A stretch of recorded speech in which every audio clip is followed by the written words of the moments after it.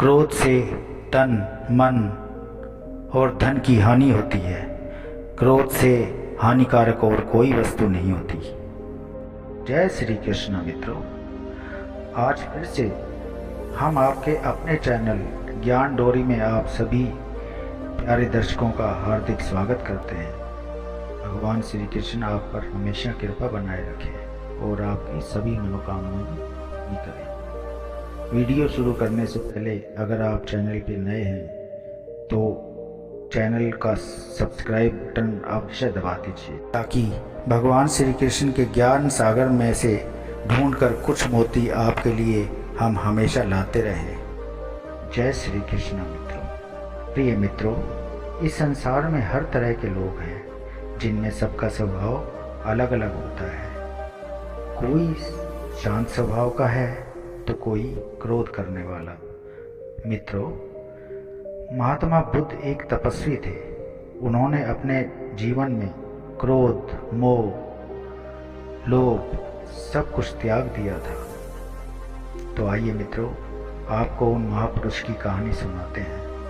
महात्मा गौतम बुद्ध की ये कहानी क्रोधी व्यक्ति का जीवन बदल देगी। एक दिन गौतम बुद्ध अपने शिष्यों के साथ एकदम शांत बैठे हुए थे। उन्हें इस प्रकार बैठे हुए देखकर अन्य शिष्य चिंतित हुए कि कहीं वह अस्वस्थ तो नहीं है। एक शिष्य ने उनसे पूछा कि मुनिवर, आज वह मौन क्यों बैठे हैं? क्या शिष्यों में से कोई गलती हो गई है? इस बीच एक अन्य शिष्य ने भी पूछा कि क्या वह अस्वस्थ हैं? पर महात्मा बुद्ध मौन रहे। तभी कुछ दूर खड़ा व्यक्ति जोर से चिल्लाया, आज मुझे सभा में बैठने की अनुमति क्यों नहीं दी गई है? बुद्ध आंखें बंद करके ध्यान मग्न हो गए। वह व्यक्ति फिर से चिल्लाया, मुझे प्रवेश की अनुमति क्यों नहीं मिली? इसी बीच एक उदार शिष्य ने उसका पक्ष लेते हुए कहा कि उसे सभा में आने की अनुमति प्रदान की जाए। बुद्ध ने आंखें खोली और बोले, नहीं, वह अछूत है, उसे आज्ञा नहीं दी जा सकती। यह सुनकर शिष्यों को बड़ा आश्चर्य हुआ। बुद्ध उनके मन का भाव समझ गए और बोले, हाँ, वह अछूत है। इस पर कई शिष्य बोले, हमारे आश्रम में जात पात का कोई भेदभाव नहीं है मुनिवर, फिर वह अछूत कैसे हो गया? तब बुद्ध ने समझाया कि आज वह क्रोधित होकर आया है। क्रोध से जीवन की एकाग्रता भंग हो जाती है। क्रोधी व्यक्ति प्राय मानसिक हिंसा कर बैठता है।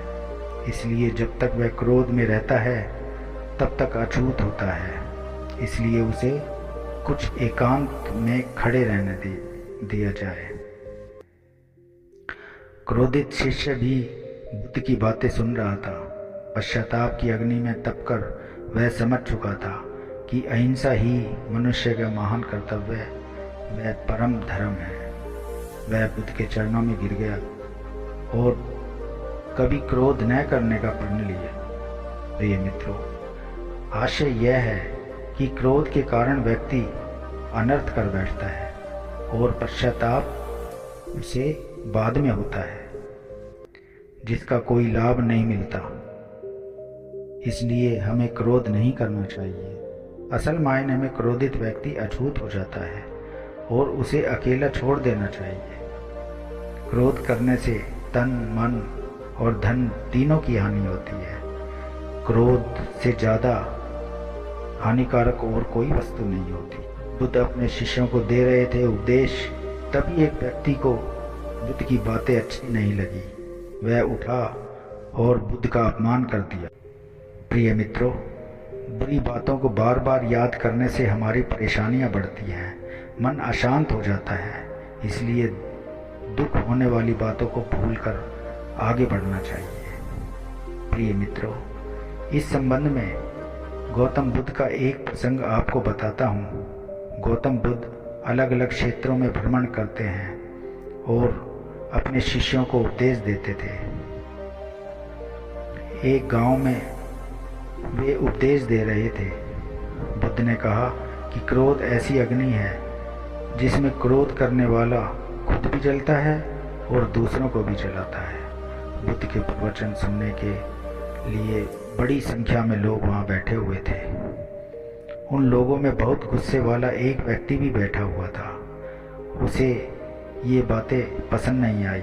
वह अचानक उठा और बोलने लगा कि बुद्ध, तुम पाखंडी हो, बड़ी बड़ी बातें करना तुम्हारा काम है, तुम लोगों को भ्रमित कर रहे हो, तुम्हारी ये बातें आज कोई मायने नहीं रखती। व्यक्ति लगातार बुद्ध का अपमानजनक बातें सुना रहा था।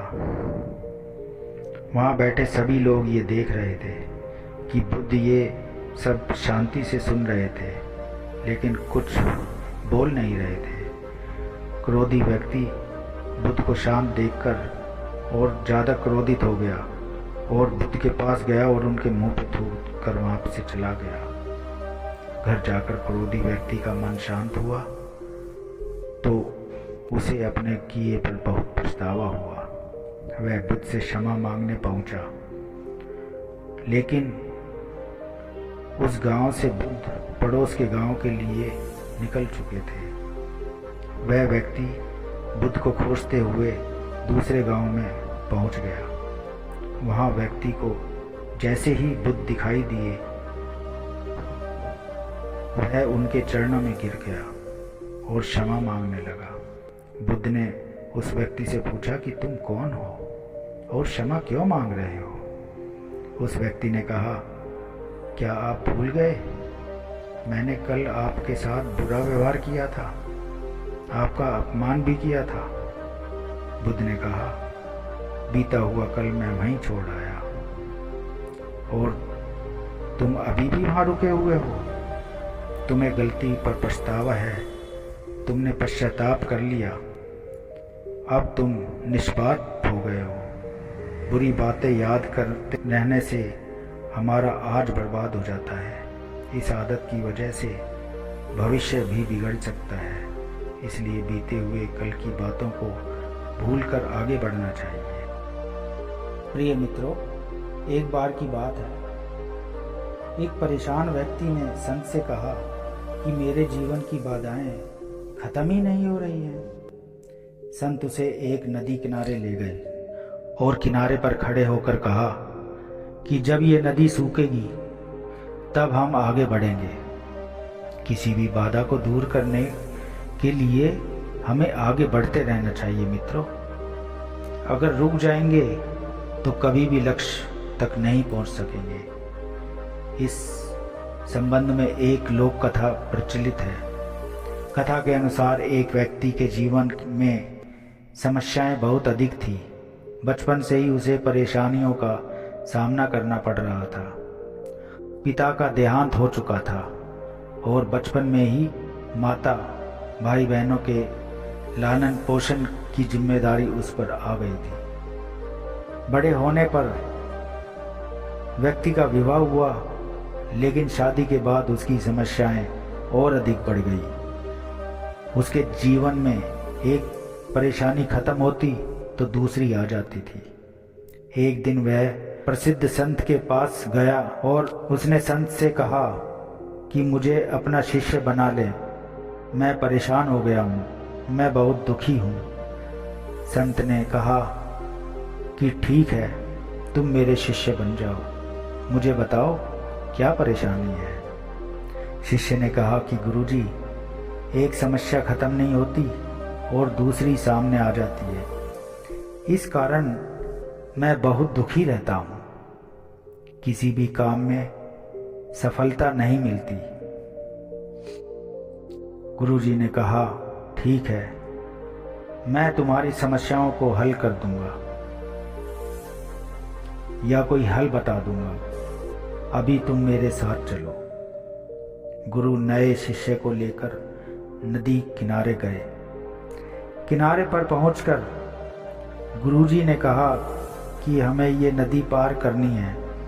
यह बोलकर वे वहीं खड़े हो गए। शिष्य भी गुरु के साथ खड़ा हो गया। कुछ देर बाद शिष्य ने कहा कि गुरुदेव, हमें नदी पार करनी है, तो हम यहाँ क्यों खड़े हैं? गुरुदेव ने जवाब दिया कि हम इस नदी के सूखने का इंतजार कर रहे हैं। जब ये नदी सूखेगी तब हम इसे आसानी से पार कर लेंगे। शिष्य को आश्चर्य हुआ। वह बोला, गुरुजी, ये कैसी बात कर रहे हैं? नदी का पानी कैसे और कब सूखेगा? हमें नदी को इसी समय पार कर लेना चाहिए। संत ने कहा कि मैं तुम्हें यही बात समझाना चाहता हूं कि जीवन में भी समस्याएं तो आती ही रहेंगी। हमें रुकना नहीं है, लगातार आगे बढ़ना है और बढ़ते रहना है, तभी तो हम उन्हें हल कर पाएंगे। आगे बढ़ते रहेंगे तो समस्याएं के हल भी मिलते रहेंगे। अगर रुक जाएंगे तो एक भी बाधा पार नहीं हो पाएगी। शिष्य को गुरुजी की बात समझ में आ गई और उस दिन के बाद उसकी सोच बदल गई और वो हर समस्याओं का समाधान पाता रहा। उसे एक नया मार्गदर्शन करवाया महात्मा बुद्ध ने। महात्मा बुद्ध की शिक्षाएं जो हमारे दैनिक जीवन में बहुत काम आती हैं। तो इसलिए प्यारे मित्रों, हमें महात्मा बुद्ध के दिखाए गए रास्ते पर हमेशा चलना चाहिए। जय श्री कृष्ण।